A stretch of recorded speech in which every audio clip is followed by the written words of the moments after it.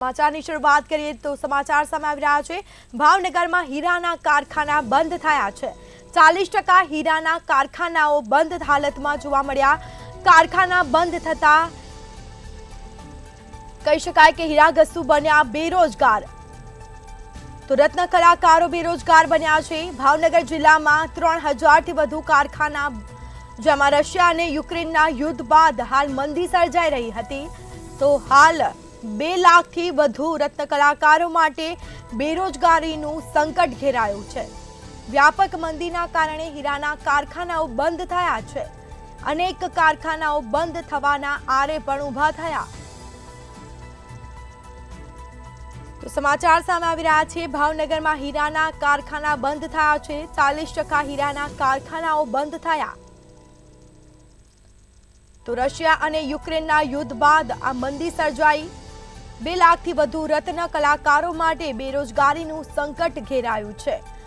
વ્યાપક મંદીના કારણે હીરાના કારખાનાઓ બંધ હાલતમાં, અનેક કારખાનાઓ બંધ થવાના આરે ઊભા થયા છે।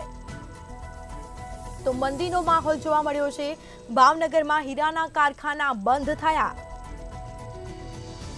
તો ભાવનગરમાં 3000થી વધુ કારખાના છે અને કહી શકાય કે રશિયા અને યુક્રેનના યુદ્ધ બાદ આ મંદી સર્જાઈ અને સાથે જ 2 લાખથી વધુ રત્ન કલાકારો માટે બેરોજગારીનું સંકટ ઊભું થયું।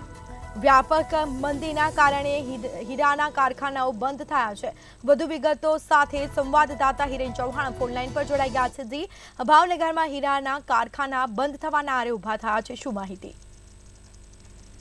જી સ્મિતા, ચોક્કસ જણાવો છો। ભાવનગર જિલ્લો છે તે હીરા ઉદ્યોગમાં ગુજરાતમાં 2જા નંબર આવે છે અને બીજી તરફ વાત કરો તો છેલ્લા 2 વર્ષથી હીરા ઉદ્યોગની અંદર જે રીતના મંદીનો માહોલ ચાલુ છે ત્યારે અનેક જે કારખાનાઓ છે તે બંધ થઈ ગયા છે। ત્યારે હવે જે મોટા કારખાનાઓ છે તેમાં 40% જેટલા કારખાનાઓ હાલ હીરાના છે તે બંધ થવા પામ્યા છે, જેને લઈને લાખો જે રત્ન કલાકારો છે એની રોજી છીનવાઈ રહી છે।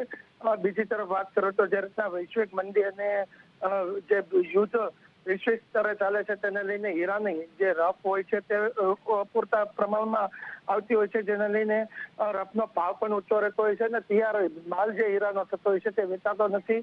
એના કારણે હાલ વેપારીઓ છે તે અટકાયા છે।